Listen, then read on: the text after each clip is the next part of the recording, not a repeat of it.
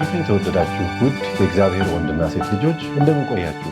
ይህ በሆፕ ቻናል ኢትዮጵያ በየሳምንቱ ዘጋጅቶ የሚቀርብላችሁ የሰንበት ትምህርት ክፍለ ጊዜያችን ነው። የመጽሐፍ ቅዱስ ክፍሎችን መርጠን የምንወያይበት ነው። በዚህ ሳምንት የቆላስይስና በዚህ 3 ወር የቆላስይስና የፊልጵስዩስ ወደ እነዚህ ሰዎች የተላከውን መልእክት እየተመለከትን ሰማይና ምድርን ማስታረቅ በሚል ዋና ርዕስ ስር እየተመለከትን እንደሆነ ታውቃላችሁ። 5ኛ ሳምንት ላይ ደርሰናል። ከኔ ጋር ሌሊቱን በማስተዋወቅ እጀምራለሁኝ። ከዛም ወደ ትምህርታችን ወደ ውይይታችን እንገባለን። ወንድም በረከት ደሳለኝ፣ ምስጋናው ክብረት፣ ምንትዋብ ሰብለወርቅ አብረውኝ ይገኛሉ። እንኳን ደህና መጣችሁ በድጋሚ ለማለት እወዳለሁኝ። እኔም በረከት ፈለቀ ከስቱዲዮ ባለሙያ ደሳለኝ ወርቁ ጋር በመሆን አብራችሁን ቆዩ በማለት እወዳለሁ። መግቢያ ጥቅሱን እናነበዋለን። መጽሐፍ ቅዱስ በቤታችን ያለን ሁሉ ወደ ፊልጵስዩስ 2 ምዕራፍ 2 ቁጥር 14 ላይ እንሄዳለን። ፊልጵስዩስ ምዕራፍ 2 ቁጥር 14 እና 15 አብረን እናነባለን። ፊልጵስዩስ ምዕራፍ 2 14 እና 15 በመጥፎና በጠማማ ትውልድ መካከል ያለ ነቀፋ የዋሆችም ነውርም የሌለባቸው የእግዚአብሔር ልጆች እንድትሆኑ ሳታንጎራጉሩ ክፉም ሳታስቡ ሁሉን አድርጉ ይላል። በዚህ ላይ እንወያያለን። እግዚአብሔር እንዲያስተምረን እህታችን ምንትዋብ ጸሎት ታደርግናለች። እሺ እንጸልይ። በሰማይ ያለ አፍቃሪውን ከዘላለም አባት ሆይ እናመሰግናለን። እንደ ሁልጊዜም እንደምታደርግልን ያንተ ፍቅር፣ ምሕረት፣ ቸርነት፣ ጥንቃቄ በዝቶልን እንደገና በዚህ ቦታ ደግሞ ለአገልግሎት ስለሰበሰብከን እናመሰግናለን። ስለ ቃለ እናመሰግናለን። ስለ እምነት ጀግኖቹ ስለነ ጳውሎስ አንተን ስላሳዩን እናመሰግናለን። አባቶ ደግሞ ከነሱ የተማርነውን ዛሬም እንደምናጠናው በጨለማ ውስጥ ድቅድቅ ባለው በሰማዩ ጨለማ ውስጥ እንደሚያበሩት ከዋክብት ለአንተ ማብራት እንድንችል እርዳን። አባት ሆይ አንተን ከፍ ከፍ እንድናደርግ መማር ማጥናት ብቻ ሳይሆን አንተን በማሳየት በጨለማ ዓለም ውስጥ ብርሃንን እንድናበራ ለጨለመባቸው ተስፋ ለቆረጡት ሁሉ መብራት መሆን እንድንችል እርዳን። በዚህ ምክንያት ደግሞ ይህንን ትምህርት እንድትባርክ የሚሰሙት ሁሉ ምናልባት ተስፋ የቆረጡ የጨለመባቸው የተጨነቁ ቢሆኑ ለሁሉም ደግሞ አንተ እንድትደርስ አንተ ልባቸው እንድታጽናና እንድትደግፋቸው ተስፋቸው ብርታታቸው እንድትሆን እንለምንሃለን። ጊዜ ሰዓቱን ሁሉ ለአንተ እንሰጣለን። በኢየሱስ ስም አሜን። እግዚአብሔር ይባርክሽ። ኢየሱስ በተራራው ስብከት ላይ ከተናገራቸው መልእክቶች መካከል እናንተ የዓለም ብርሃን ናችሁ የሚለው ነው። ያንን ወረድ ብሎ ማቴዎስ ምዕራፍ 5 ቁጥር 16 ላይ ሲያብራራ መልካሙን ስራችሁን አይተው በሰማይ ያለውን አባቴን እንዲያከብሩ ብርሃናችሁ በሰው ሁሉ ፊት ይብራ ብሎ ተናግሮ ነበር። እንግዲህ ይሄ ስለ ዛሬ ላይ የምንወያየው ሐሳብ ዋና ርዕሱ በሌሊት የሚያበሩ ከዋክብት የሚል ነው። በጨለማ የሚያበሩ ከዋክብት በጨለማ ዓለም ውስጥ ብዙ በተበላሸበት ሁኔታ ግብረ ገብነት በጠፋበት ዓለም ውስጥ ነገር ግን እንደ ከዋክብት እንድናበራ ጌታ ጠርቶናል።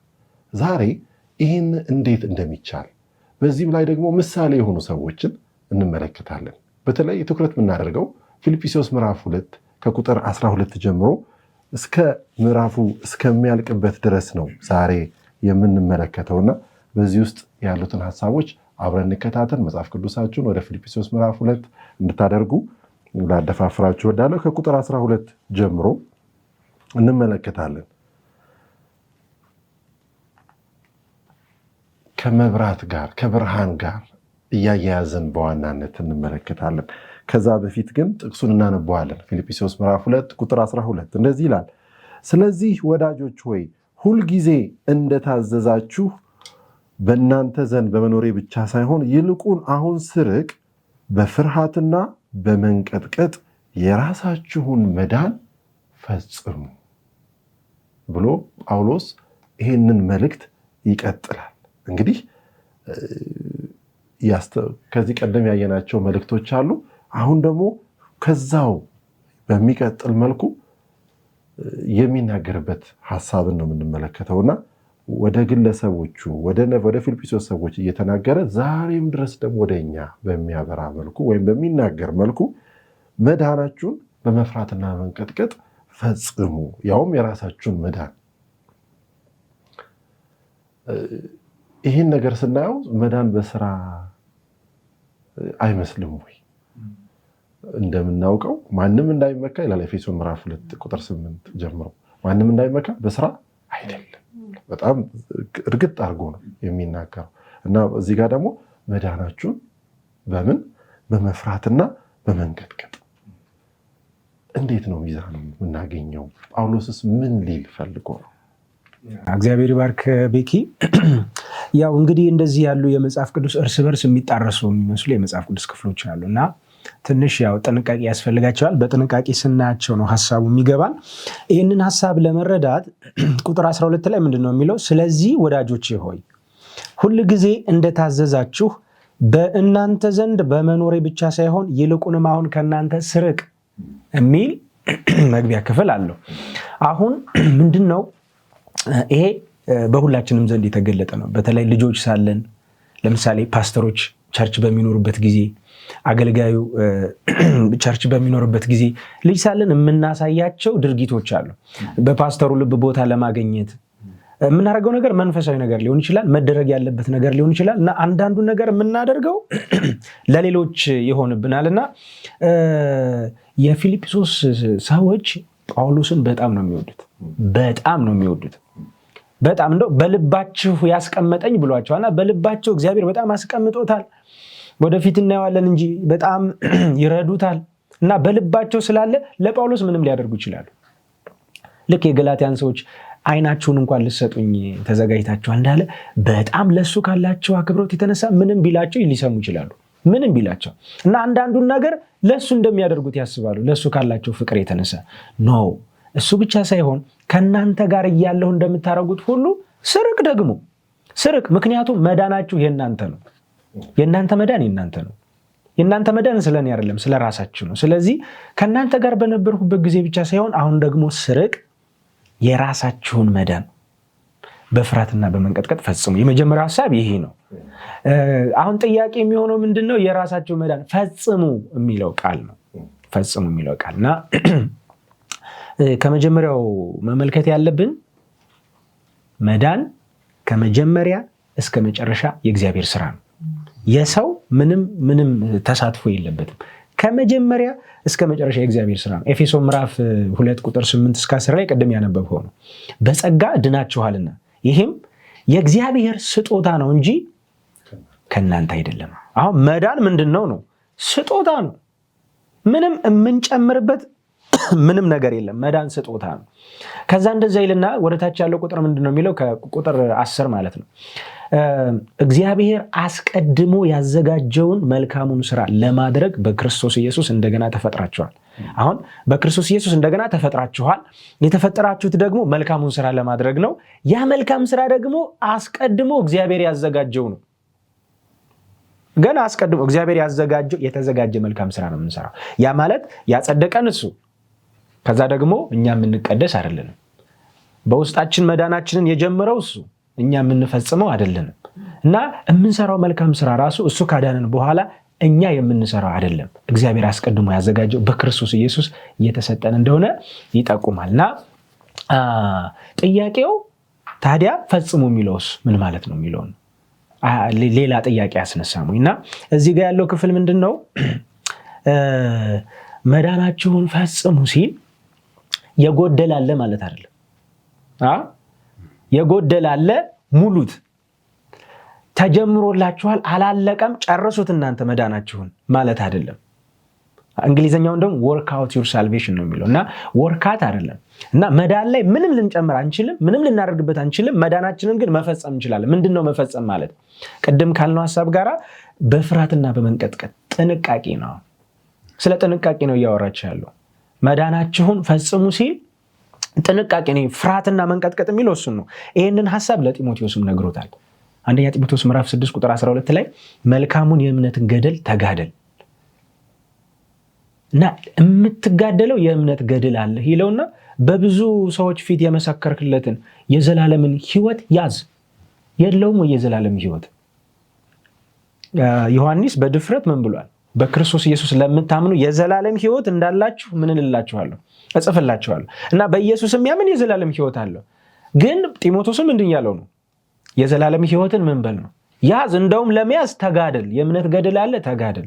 እና ይሄም ጥያቄ እንትን ያለና የዘላለም ሕይወት አለው በክርስቶስ አምኗል። ግን እሱን ደግሞ ምን በለው ያዘው።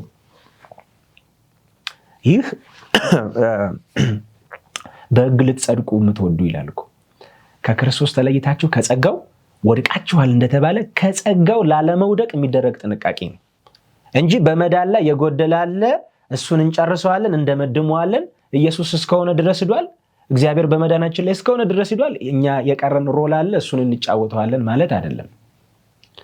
ግን ያለው ነገር ጸጋው አድኖናል። ከዛ ቀጣዩ ምንድን ነው? ከጸጋው ላለመውደቅና ከጸጋው ላለመጉደል የሚደረግ ጥንቃቄ፣ እሱን ነው ተጠንቀቁ የሚላቸው። እንግዲህ የዕብራውያን ጸሐፊ ጳውሎስ እንደሆነ ይገመታል፣ ይታመናል። ምዕራፍ 12ኛው ምዕራፍ ላይ ስለ ቅድስና አወራና ከቁጥር 14 ጀምሮ የእግዚአብሔር ጸጋ ለማንም እንዳይጎርልበት ተጠንቀቁ ይላል። ጸጋው እንዳይጎርልባቸው ይልና ከዛ በታች የሚዘረዝረው ምንድነው? እግዚአብሔርን ስላልሰሙት እስራኤላውያን ይናገራል። ከዛ እግዚአብሔር እንዴት እንደፈረደባቸው እንዴት እንደቀጣቸው ይናገራልና እነዛ ከምድር ላስረዳቸው እንቢተኛ ከሆኑና ካላመለጡ እናንተ ደግሞ ከሰማይ ለመጣው ኦሬዲ ያመነ ቤተክርስቲያን ነው። እናንተ ደግሞ ከሰማይ ለመጣውና ላስረዳቸው እንቢተኛ ብትሆኑ እናንተም አታመልጡም ካለ በኋላ ይሄንን ሐሳብ ራሱ ደግሞ ይናገረዋል። እንግዲህ በማክበርና በፍርሃት የምናመልክበትን ጸጋ እንያዝ። አሁን ይሄ በፍርሃትና በማክበር የምናመልክበትን ጸጋ እንያዝ። አሁን ጉዳዩ ጸጋውን ለመያዝ ነው። በጸጋ ውስጥ ሙሉ ድነት አለ እና ጸጋውን ለመያዝ ነው ፍርሃትና ጥንቃቄ የሚያስፈልገው። ጸጋውን እንይዛለን፣ ጸጋው ይይዘናል። በጸጋው ስንጠበቅ ጸጋው ይጠብቃል። ይሁዳም ያንን ነው በደንብ የተናገረው። እንደውም አንዳንዶች ሴሰኞች አሉ የእግዚአብሔርን ጸጋ ወደ ሴሰኝነት የሚለውጡ።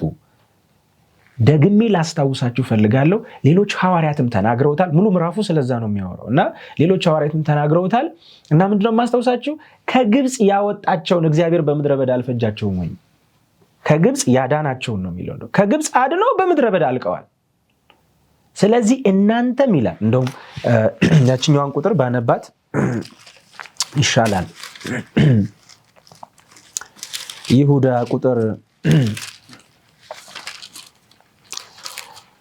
20 ላይ እናንተ ግን ወንድሞች ሆይ ከሁሉ ይልቅ በተቀደሰ ሃይማኖታችሁ ራሳችሁን ለማነጽ እየተጋችሁ በመንፈስ ቅዱስ እየጸለያችሁ ወደ ዘላለም ሕይወት የሚወስደውን የጌታችንን የኢየሱስ ክርስቶስን ምሕረት ስትጠብቁ በእግዚአብሔር ፍቅር ራሳችሁን ጠብቁ።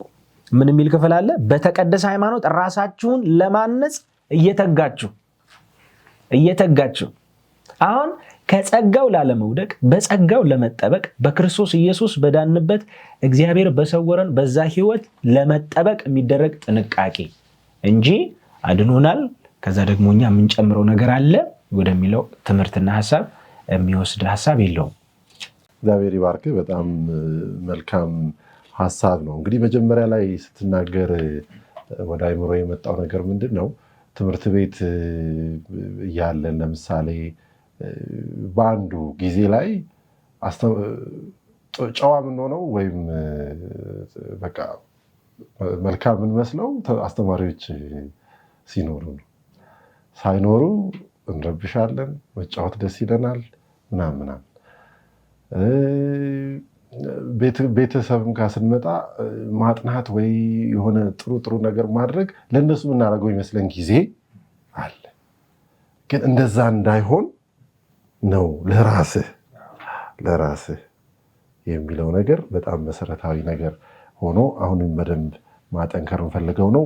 ያኛው ደግሞ ባላንሱን በደንብ በእምነትና በስራ መካከል ያለውንም ባላንስ በተለይ መጽሐፍ ቅዱስ በግልጽ የሚያስቀምጠውን ነገር ተመልክተናል። አንዷን ጥቅስ ላንብባትና ሀሳብ መጨመር ይፈልግ ካለ ወደ እናንተ መለሳለሁ። ምን ይላል? ፊልጵስዩስ ምዕራፍ 2 ቁጥር 13 ላይ ስለ በጎ ፈቃዱ መፈለግንም ማድረግንም በእናንተ የሚሰራ እግዚአብሔር ነውና ይላል። እንግዲህ ያኛው መዳናችሁን ፈጽሙ እያለ ግን ደግሞ በእናንተ ውስጥ የሚሰራ እግዚአብሔር ነው። እስቲ እዚህ ላይ ትንሽ ነገር ያው መጽሐፍ ቅዱሳችን ስናጠና አንድ ጥቅስ ብቻውን አይደለም መውሰድ ያለብን፣ ከሱ ጋራ የተያያዙትንም አብረን ማየት አለብንና ይህንን ስለ መዳን ስናስብ ሳለ ጳውሎስ ሮሜን ጽፏል፣ ኤፌሶን ጽፏል፣ ሌሎችንም መጽሐፍ ጽፏል እና እዛ ያሉት መጽሐፎቹ የጻፏቸው ላይ ስናይ የሚናገረው ምንድነው? በራሳችን አይደለም፣ በኢየሱስ ብቻ ጽድቃችን በእምነት ኢየሱስን በማመን ብቻ እንደሆነ ይናገራልና አሁንም የጠቀስከዋለ ፊልጵስዩስ ምዕራፍ 2 ቁጥር 13 ላይ መፈለግንም ማድረግንም የሚያደርገው እራሱ ክርስቶስ እንደሆነ ይናገራል። ሌላ ደግሞ ለምሳሌ ስናይ ኤፌሶን 2 ከ8 ጀምሮ ከ8 እስከ 10 ያለውን ስናነብ አነባዋለሁኝ። ምን ይላል? ጸጋው በእምነት አድኗቸዋልና ይህም የእግዚአብሔር ስጦታ ነው እንጂ ከእናንተ አይደለም፣ ማንም እንዳይመካ ከስራ አይደለም። እኛ ፍጥረቱንና እንመላለስበት ዘንድ እግዚአብሔር አስቀድሞ ያዘጋጀውን መልካሙን ስራ ለማድረግ በክርስቶስ ኢየሱስ ተፈጠርን ይላል። መልካሙን ስራ ለማድረግ እንኳን በክርስቶስ ኢየሱስ የተፈጠርን። ታዲያ ጳውሎስ ይህንን ምን ለማለት ፈልጎ ነው የሚለውን ቅድም ወንድሜ በረከትም በደንብ አብራርቶታል። ጥንቃቄ ያስፈልገዋል። አንዴ ድኛለሁኝ ሁሌ እንደዛው ድኛለሁኝ በዛው ቀጥላለሁ አይደለም። የምርጫ ጉዳይ አለ። መሀል ላይ ከክርስቶስ ከተለየን ምርጫችን ወደ ሌላ ቦታ ከሄደ መውደቃችን አይቀርም። ሁልጊዜ ከክርስቶስ ጋር ካልሆን በስተቀር ይሄ እንትን አይደለም፣ ማረጋገጫ አይደለም፣ የተሰጠን ጋራንት ሊሆንበት ነገር አይደለም። ስለዚህ ሁልጊዜ ከአዳኙ ጋር መያያዝን ይጠይቃል። ሁልጊዜ ከሱ ጋር መሆን ይጠይቃልና ኃላፊነትን ይጠይቃል።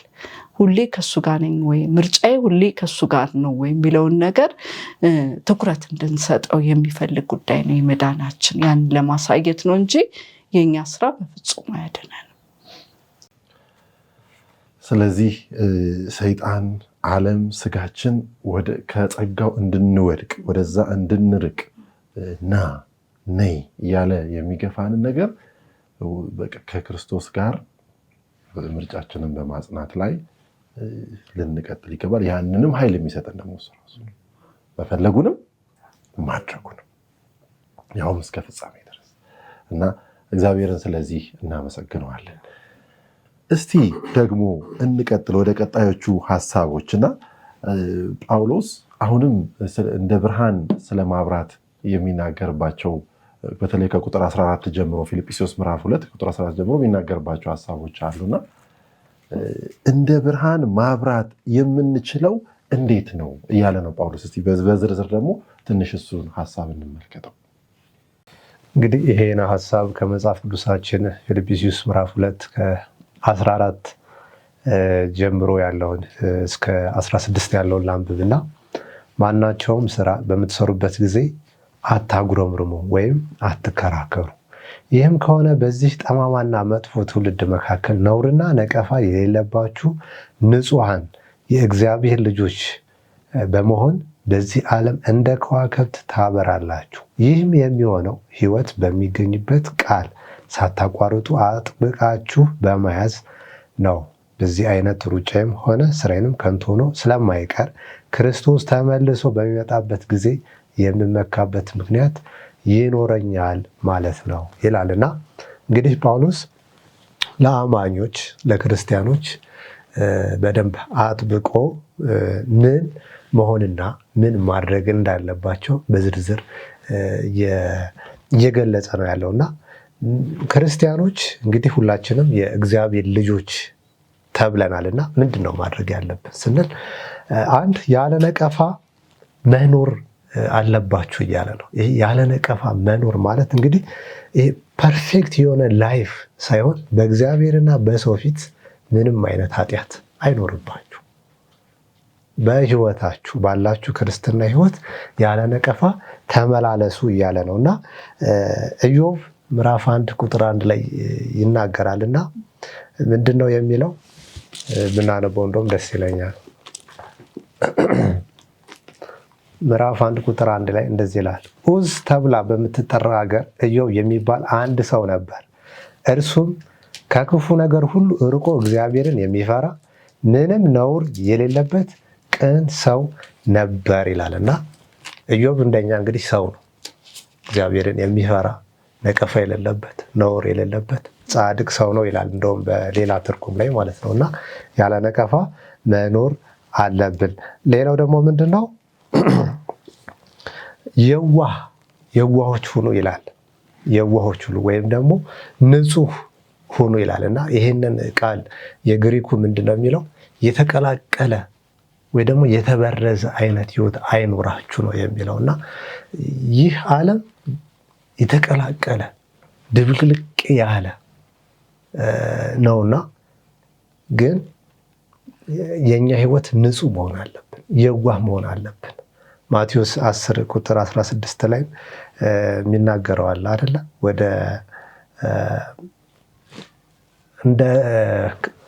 በተኩሎች ውስጥ እልካችኋለሁ፣ ግን እንደ እርግብ የዋህ እንደ እባብ ብልጥ ሁኑ ይላልና ክርስቶስን ስናምን ለሚያሳድዱን ሁሉ እንጸልያለን።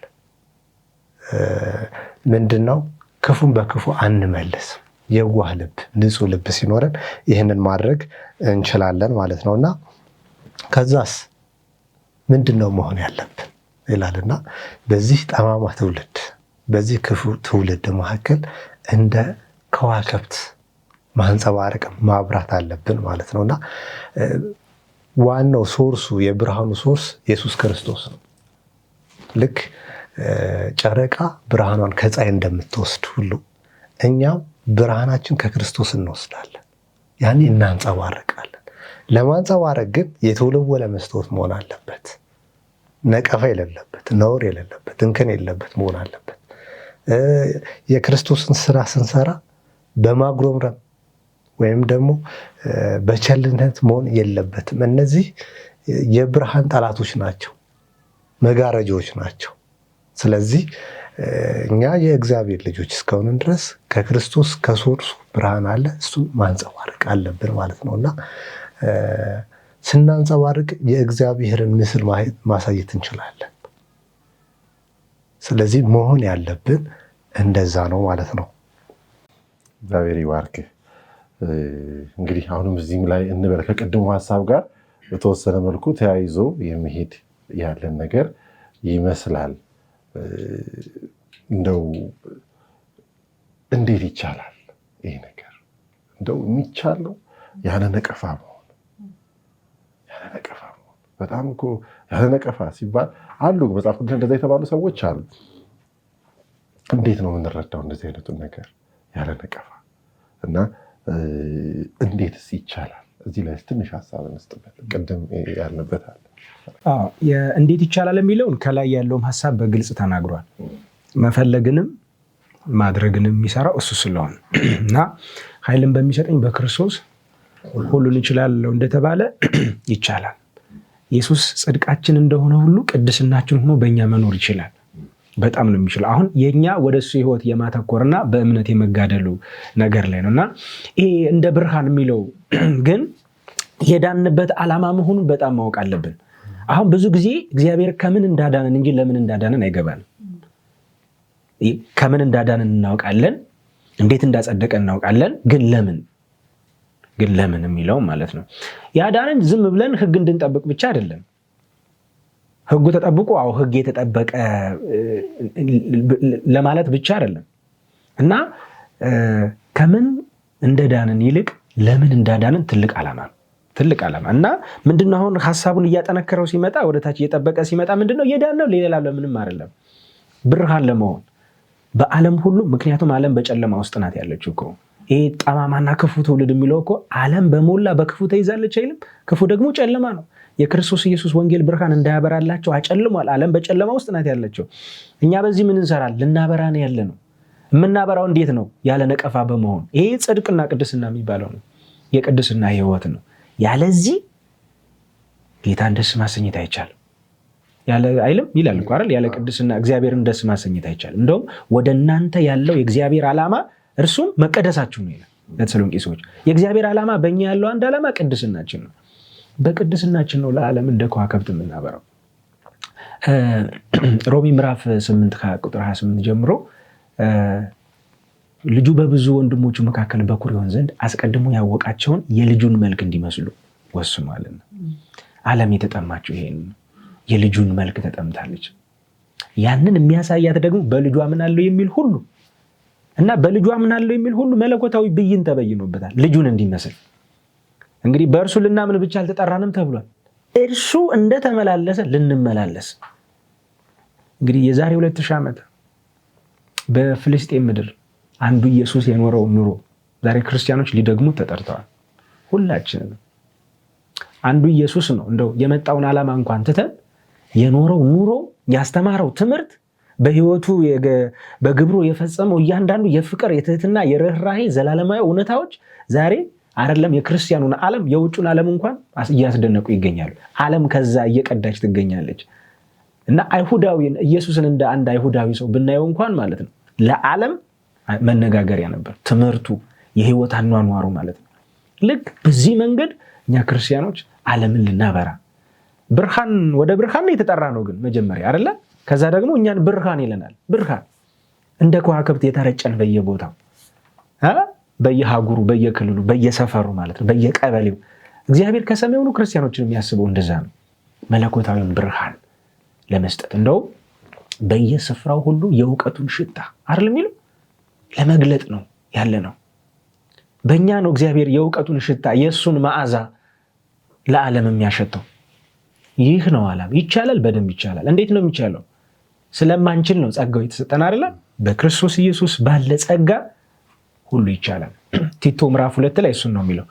ዓለምን ሁሉ የሚያድን ጸጋ ተገልጧል ይልና ሰውን ሁሉ የሚያድን የእግዚአብሔር ጸጋ ተገልጧል ይልና ይህን ጸጋ ልታነበው ነው? እሺ ቲቶ ምዕራፍ 2 ቁጥር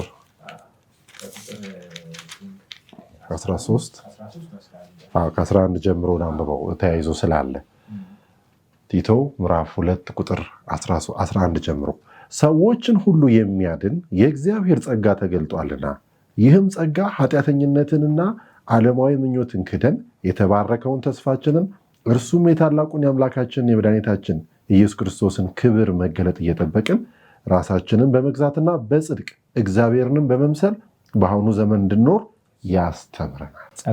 ጸጋው ምን ይለናል? በመጀመሪያ በጽድቅ እግዚአብሔርን በመምሰል እንድንኖር ያስተምራል ጸጋው። እንደውም መድኃኒታችን ኢየሱስ ክርስቶስን በምንጠባበቅበት ጊዜ የሚጠብቀን እሱ ነው። ከክፉ የሚጠብቀን ጸጋው ነው። ከዓለም የሚጠብቀን ጸጋው ነው። እግዚአብሔር እንድንመስል ወደ መጨረሻ እንደው ምንድን ነው የሚለው? መድኃኒታችን ኢየሱስ ክርስቶስ ከአመፃ እንዲበጀን ይልና መልካሙን ለማድረግ የሚቀናውን ትውልድ ለራሱ እንዲያነጻ ነው ስለኛ ራሱን አሳልፎ የሰጠው። ኢየሱስ ለኃጢአት ህይወት አልሞተም። እያንዳንዱ ክርስቲያን በልቡ አንድ ትልቅ ሸክም ሊኖረው ይገባል። ኢየሱስ አሁን ለምኖረው ኑሮ ሞቷል። አሁን እየኖርኩት ላለው ህይወት፣ አሁን ላለኝ አኗኗር ለዚህ ነው የሞተው ኢየሱስ። እግዚአብሔር ልጁን ኢየሱስ ክርስቶስን በመስቀል የገደለበት ዓላማ አሁን ለምኖረው ኑሮ ነው። ኢየሱስ በመስቀል ላይ ሲሞት በፊቱ የተሳለው ምንድነው? መልካሙን ነገር ለማድረግ የቀና ትውልድ ለራሱ ለማንጻት ነው። እንደውም ምን ይላል? ያለ ፊት መጨማደድ አይደለ? ቤተክርስቲያን እንደዛ እንድትሆን ይፈልጋል። እድፈት የሌለባት ሆና ለአባቱ ሊያቀርበን የሞተው እና ቅድስናን የዘነጋ ክርስትና በግልም ይሁን እንደ ማህበርም እንደ ቤተክርስቲያንም ይሁን ቅድስናን ማዕከል ያላደረገ ህይወት በእግዚአብሔር በኩል በክርስቶስ በኩል በእግዚአብሔር ፊት የጸደቅነውን ጽድቅ ብቻ ዋና አድርጎ ይሄኛውን መጣል የክርስትናን ትልቁን ነገር መጣል እና እንችላለን በጸጋው። እግዚአብሔር ይባርክህ። እንደ ከዋክብት ማብራት ኢየሱስ በሚሰጠን ጸጋ የሚቻለው እግዚአብሔር ይመስገን። በራሳችን የምንችለው በኃይላችን የምንችለው በብርታታችን በመመካታችን ወይም በፉከራ የሚቻል አይደለም። እግዚአብሔር ግን ያስችለናል፣ ኃይል ይሆነናል። እግዚአብሔር ይመስገን። ከቆይታችን ስንመለስ ይህንን በሕይወታቸው ያሳዩ 2 ሰዎችን እንመለከታለን። አብራችን ቆዩ።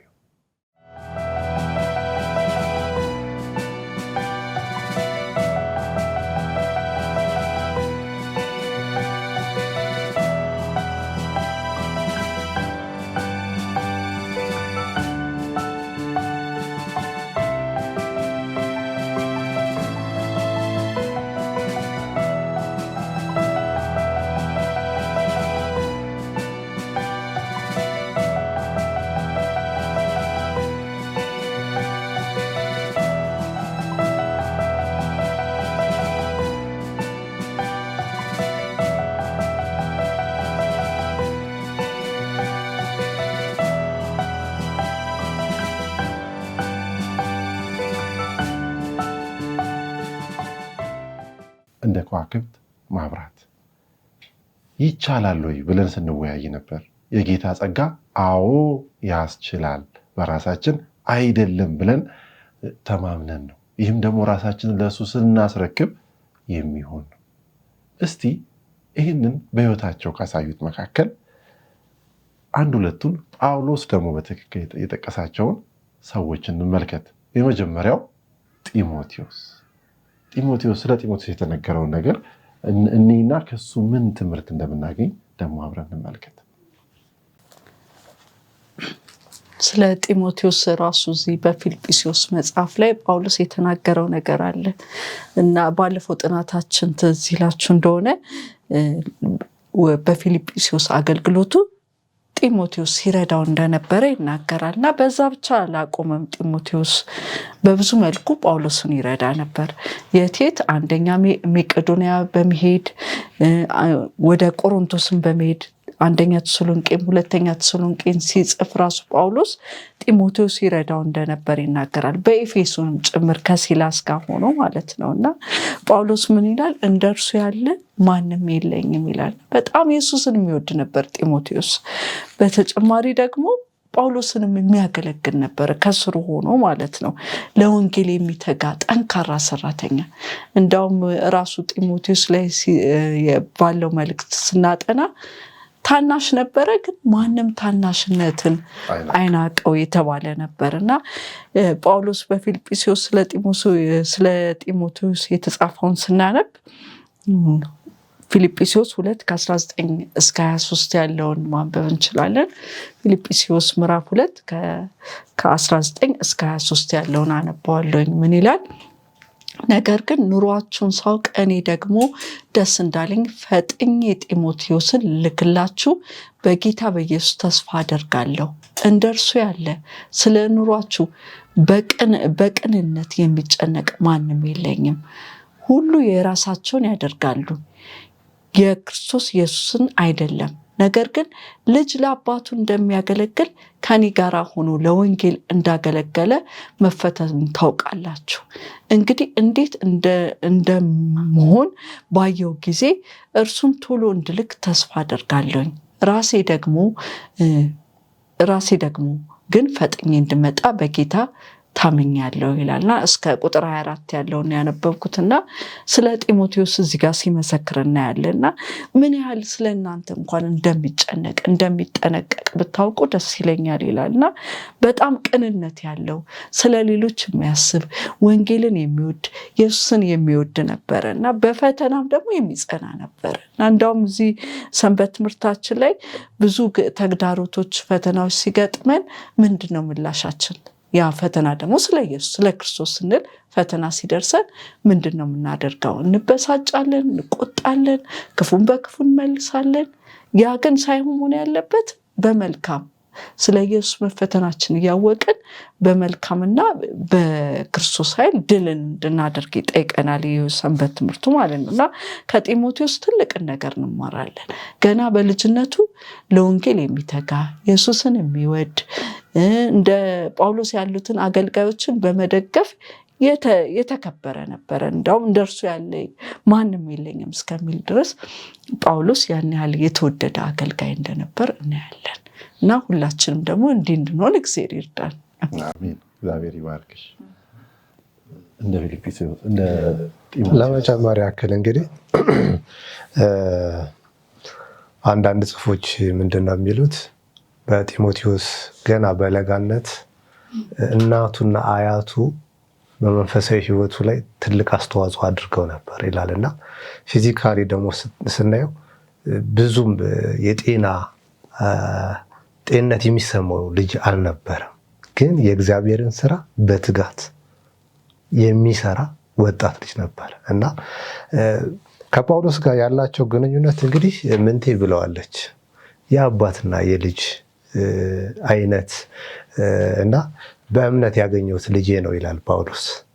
በጣም ከፍተኛ የሆነ ቁርኝነት አለው። ይሄ ለምን ሆነ ሲባል ጢሞቴዎስ በጣም ፍጹም የሆነ ታዛዥነት አለው። በጣም ይታዘዛል። ጳውሎስ በቃ ትክክለኛ የሆነ ተተኪው ነው ብሎ ያስብ ነበረ እና ይህንን የወንጌል አደራ ከጳውሎስ አደራ ብሎ የሰጠው ይህንን ወንጌል ለጢሞቴዎስ ነው እና አደራን የሚቀበልና የሚወጣ ወጣት ነውና፣ ሌላው ደግሞ ራሱን የካደ ነበር። በቃ ወጣት ነው፣ ብዙ ነገር ይፈልጋል፣ ብዙ ነገር በህይወቱ እንዲሆን ይፈልጋል። ግን ያንን ዓለማዊ ነገር ሁሉ ትቶ የራሱን ጉዳይ ትቶ በቃ ለወንጌል ራሱን አሳልፎ የሰጠ ወጣት ነውና እኛም ወጣትነታችን ለወንጌል መስጠት እንዳለብን ዛሬ ብዙ የሚያጓጓን ነገሮች አሉ።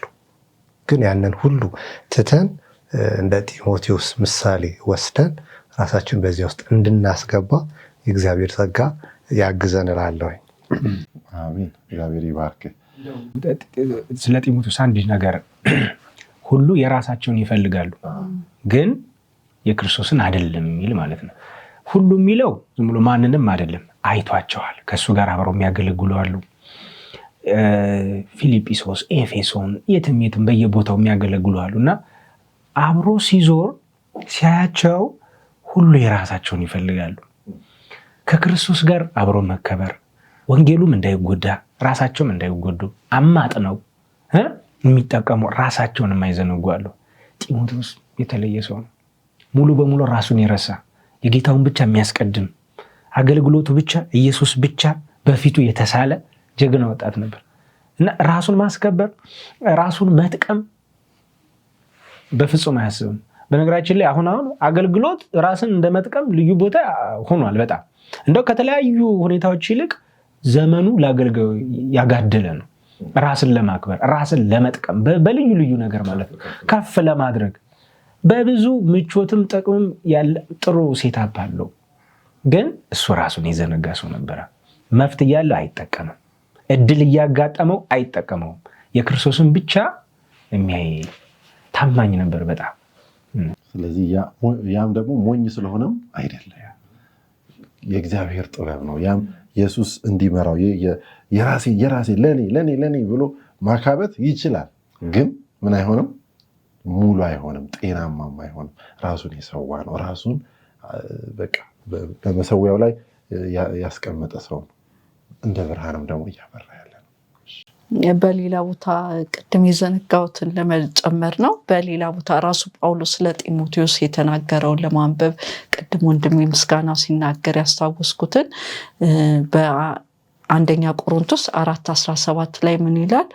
ስለዚህ የምወደውና የታመነውን በጌታ ልጅ የሆነውን ጢሞቴዎስን ልኬላቸዋለሁኝ። እኔም በየስፍራው በአብያተ ክርስቲያናት ሁሉ እንደማስተምር በክርስቶስ ኢየሱስ የሚሆነውን መንገዴን እርሱ ያሳስባቸዋል ይላል እና ምን ያህል እንደሚተማመንበት በጢሞቴዎስ ጳውሎስ ይሄ ጥቅስ ራሱ ያሳየናል። ያን ለወንጌል ስራ በጣም ቀኝ እጅ የነበረ ሰው ነው። ለጳውሎስም በጣም ደግሞ ጳውሎስም ነው መልእክት ከጻፈላቸው ግለሰቦች በግለሰብ ደረጃ ከጻፈላቸው ሰዎች መካከል ነው። ሁለት መልእክት አለ። አንደኛው ወደ ጢሞቴዎስ ሰዎች አይደለም፣ ወደ ጢሞቴዎስ ነው፣ ወደ ግለሰቡ። ያ ሰው ደግሞ ቤተክርስቲያንን ስለሚመራ ነው እና ምን ያክል ለጌታ ነገር የቀና እንደሆነ ደግሞ በዚህ በሚሆነው ሁሉ እንመለከታለን እና ካልተሳሳትኩኝ አጀማመሩም ላይ እንደተባለው የአያቱ የቤተሰቡ እንዳለ ሆኖ ጳውሎስ እሱን መግረዝ ሁሉ ነበረበት ግዴታ። በዛ አካባቢ ያለው አይሁዶች እንትን እንዳይሉት፣ ይሄ እሱ አይሁዳዊ አይደለም፣ ነገር ግን ተቃውሞ እንዳይፈጠርበት ገርዞ ሁሉ ነው ወደ አገልግሎት ሲያስገባው የምናስታውሰውና በጣም ቀኝ እጁ ሆኗል።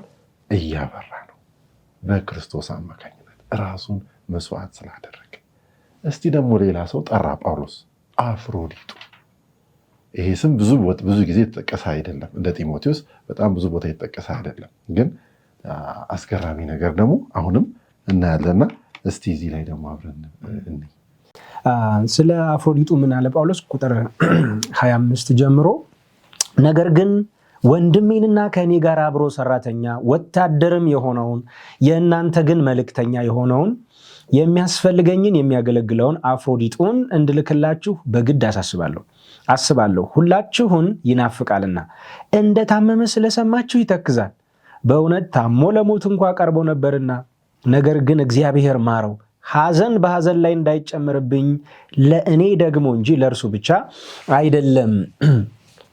እንግዲህ እንደገና ስታዩት ደስ እንዲላችሁ ለእኔም ሐዘኔ እንዲቃለል በብዙ ፍጥነት እልከዋለሁ። እንግዲህ በሙሉ ደስታ በጌታ ተቀበሉት፣ እርሱን የሚመስሉትንም አክብሯቸው። በእኔ ዘንድ ካላችሁ አገልግሎት እናንተ ስለሌላችሁ የጎደለኝን እንዲፈጽም በነፍሱ ተወራርዶ ከጌታ ስራ የተነሳ እስከ ሞት ቀርቧልና። ትንሽ ለአፍሮዲጡን የሚያጎሉ ሀሳቦች አሉ እዚህ ጋር። ስሙ አፍሮዲጡ የሚለው ስም ከጣዖት አፍሮዳይት ከሚባል ጣዖት የተቀዳ እንደሆነ፣ ያ ማለት እንግዲህ ጣዖታቸውን የሚወዱ ቤተሰቦች ናቸው። የስዕለትም ሊሆን ይችላል፣ መልካም ምኞትም ሊሆን ይችላል፣ ለጣዖቶቻቸው ለአማልክታቸው ያሳዩት ፍቅር ሊሆን ይችላል። አሕዛብ ነው እና ወደ ክርስትና እየተመለሰ ነው እና መጣ፣ ክርስትና ውስጥ ገባ። ልክ እንደ ጢሞቴዎስ። ሌላው ማን ነው? ቆላሲያስ ላይ የነበረው ኤጳፍራ። ልክ እንደነዚህ ሰዎች በቤተ ክርስቲያኗ ዋና የሆነ ሰው ነበረ። በእያንዳንዱ አገልግሎት በጣም ንቁ ተሳትፎ ያለው ነው እና ከዚህ በፊት ቤተ ክርስቲያኗ ጳውሎስ በታሰረ ጊዜ ስጦታ አሲዛው ለሱ የሚሆንን አንዳንድ ነገር አሲዛ፣ ለቆይታው የሚሆን ነገር አሲዛ ልከዋለች። የእናንተ መልእክተኛ የሚለው እሱን ነው።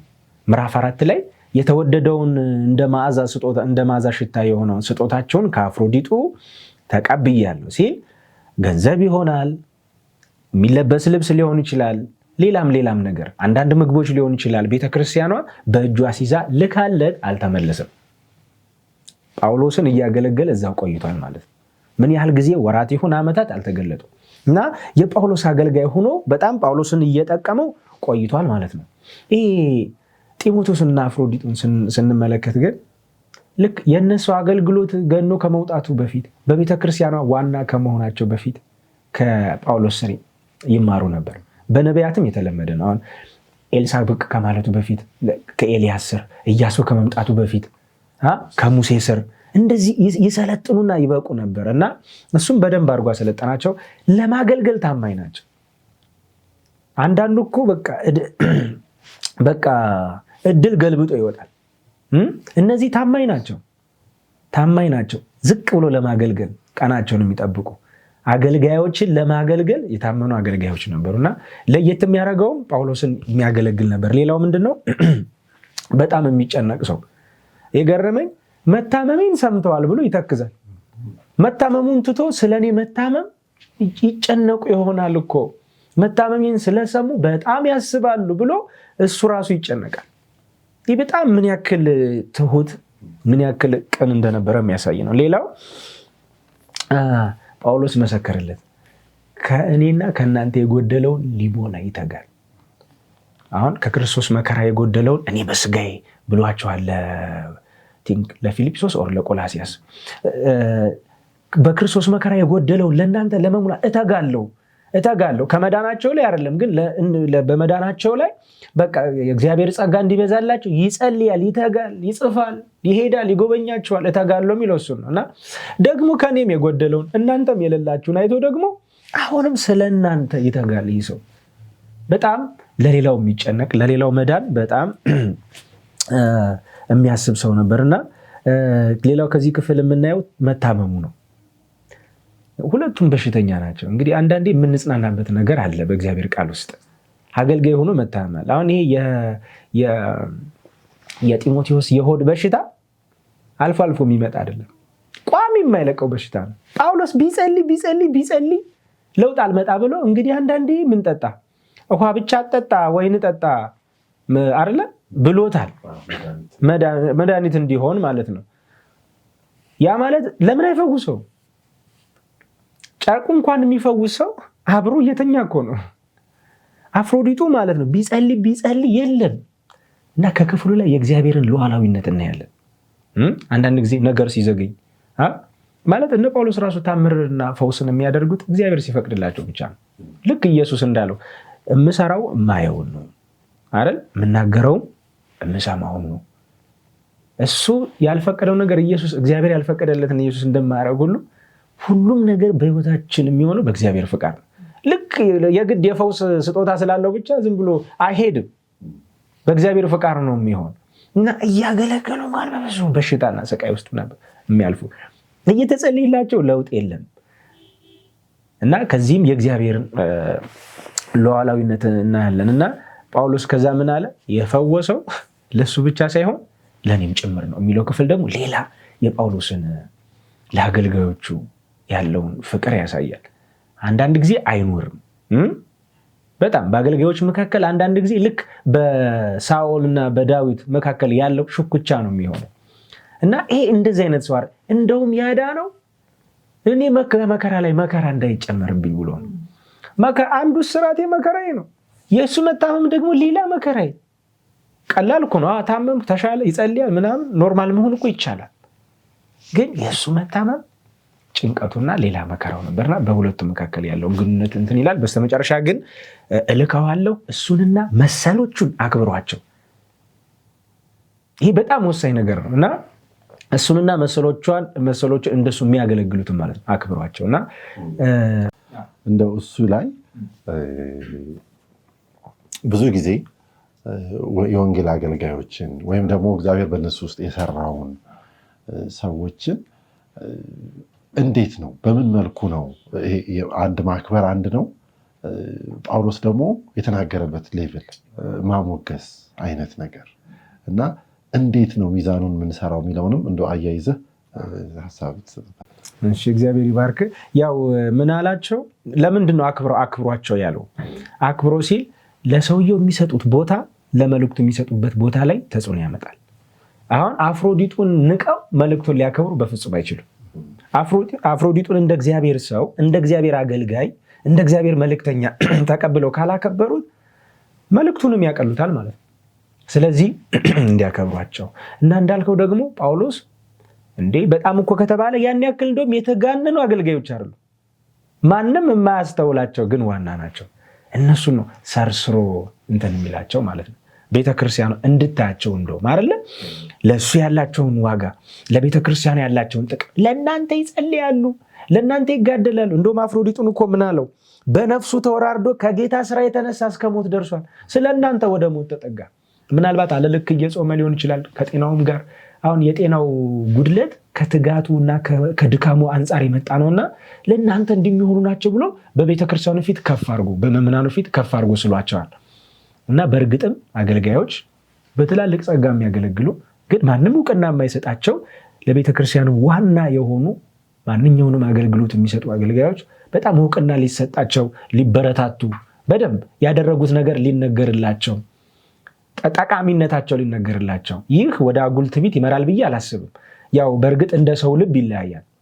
ከልክ ያለፈ ሙገሳና አንዳንዴም ወረታዊ ቃል ዝም ብሎ አንዳንዴ እኮ የምናመሰግነው የሰውየውን ቦታ ለማግነን ሳይሆን በሰውየው ቦታ ላይ በሰውየው ልብ ላይ ቦታ ለማግኘት ነው። አንዳንዴ እንደውም ሰዎችን እናደንቃቸዋለን፣ ከፍ ከፍ እናደርጋቸዋለን። ስለሆኑ ስለሰሩ አይደለም፣ እንደው በእነሱ ለመወደድ እንዲህ አይነቱን ነገር አይደለም ያለ። የሰሩትን ስራ ማድነቅ ሰዎቹን ራሱ ያበረታታል። እንዲህ አንድ ሰው እንደዚህ በጉባኤ በመካከል ሲበረታታ እንደዚህ ሲደነቁ እንደውም ይበልጥ ይተጋሉ። ቢያንስ ፍሬ አለኝ። እንደውም እኮ በጣም ብዙ አገልጋዮች ላይ ምስክርነት የምንሰማው ተስፋ በቆረጡበት ሰዓት ማጽናኛ የሚሆናቸው በአገልግሎታቸው የቆሙ ሰዎች፣ በአገልግሎታቸው የተባረኩ ሰዎች መጥተው ሲባርኳቸው፣ አገልግሎቴ ለካ እንደዚህ ነው፣ ለካ እናንተንም አቁመዋል፣ እናንተንም አጽናንቷል፣ እናንተንም ባርኳል ብሎ ሌላ ተስፋና ኃይል ይሰጣቸዋል። እግዚአብሔር ይባርክ። እዚህ ጋር ለመጨመር ያክል እንደነዚህ አይነቱን ሰዎች ማበረታታት ምንድነው የሚጠቅመው? ማለት በቤተ ክርስቲያን ውስጥ አንድነት፣ ወንድማማችነት፣ ፍቅር እንዲጎለብት የሚያደርግ ነገር ነው እና ማበረታታት ተገቢ ነውና ስናበረታታ ግን ምንድን ነው ማድረግ ያለብን ምናምን ስንል ምስጋናውን ወደ እግዚአብሔር ክሬዲት መስጠት፣ በእነዚህ ወንድሞች ህይወት ውስጥ የሰራው የእግዚአብሔር ጸጋ ነው እና እግዚአብሔርን ማመስገን። ለምሳሌ መልካም ነገር ወንድም ያድርጎ በአንተ ውስጥ የሰራው እግዚአብሔር የተመሰገነ ይሁን ስል አንደኛ እሱን እያበረታተው ነው። ዋናው ግን እግዚአብሔር በእሱ ህይወት የሰራውን እግዚአብሔር እያመሰገንኩ ነው እላለሁ። ሌላው ምንድን ነው? ቅድም ማቴዎስ ላይ ጠቅሰነዋል። በእናንተ መልካም ስራ እግዚአብሔር ይመሰገን ዘንድ ሁሌ ብርሃናችሁ በሰው ፊት የበራ ይሁን ብሏልና እግዚአብሔር እንዲመሰገን ነው። ይህ ጸጋ በእያንዳንዱ ምዕመናን በስራ ላይ ሲታይ ፍሬ አፍርቶ ሲታይ እግዚአብሔርን ማመስገን ለነሱ ማበረታቻ ይሆናል ማለት ነውና እንደገና ግልጽ ማድረግ በደፈነው አንተ እኮ ጥሩ ክርስቲያን ወይ ደግሞ አንተ እኮ ጎበዝ ክርስቲያን ከማለት የእግዚአብሔርን ስራ ባለማጉረምረም በታማኝነት በትጋት የምትሰራ ክርስቲያን በርታ ጎበዝ ሁን ማለት ማበረታቻ ነው። ስለዚህ ጠንካራ ጎኑን ጠቅሶ ነቅሶ በትክክል ይሄኛው ልክ ደግሞ ክርስቶስ ለቤተ ክርስቲያኖቹ በራእይ ላይ እንዳደረገው መልካም ነገራቸውን የጠቀሰበት አለ፣ የሚነቅፍባቸውንም ተናግሯል። እንደሱ ያልክን የተረዳሁት። ሌላው ደግሞ በግል ማበረታታት እንደገና በአደባባይ ማበረታታት ተገቢ ነው ብዬ አስባለሁ እና እነዚህ አሁን በግል ማበረታቷቸዋል፣ እንደገና በአደባባይ እያበረታታቸው ነው። ሌላው ደግሞ ባለፈው ህይወታቸው ብዙ መስዋዕት ከፍለው ተለውጠው አሁን በቅድስና ያለ ነቀፋ እየኖሩ ነውና ያንን ሁሉ እየጠቀሱ በቃ ፍሬያቸውን እየጠቀሱ ማበረታታት ተገቢ ነው የሚለውን ሀሳብ ለማጨመር ውይይታችንን ወደ መጨረሻው እያመጣን ነው። እንደ ከዋክብት የማብራት መንገዱን ጳውሎስ በተለይ በፊልጵስዩስ ምዕራፍ 2 ከቁጥር 12 ጀምሮ እስከ 30 ድረስ የጠቀሳቸውን ነገሮች በተወሰነ መልኩ ተመለከትን። በቤታችሁ የበለጠ አጥኗቸው፣ የበለጠ ጊዜ ወስዳችሁ መርምሯቸው። በዛ ውስጥ የበለጠ እግዚአብሔር ደግሞ ሌላም ብርሃን ያሳያችኋል። ሁሉንም ነገር ተናግረናል ብለን አናስብም። ነገር ግን ባለችን አጭር ጊዜ እነዚህን ነገሮች ተናግረናል። መዳናችን በክርስቶስ አማካኝነት የተፈጸመ ነው። ያንን ደግሞ ልንጠብቀው ደግሞም በሱ ጸጋ አማካኝነት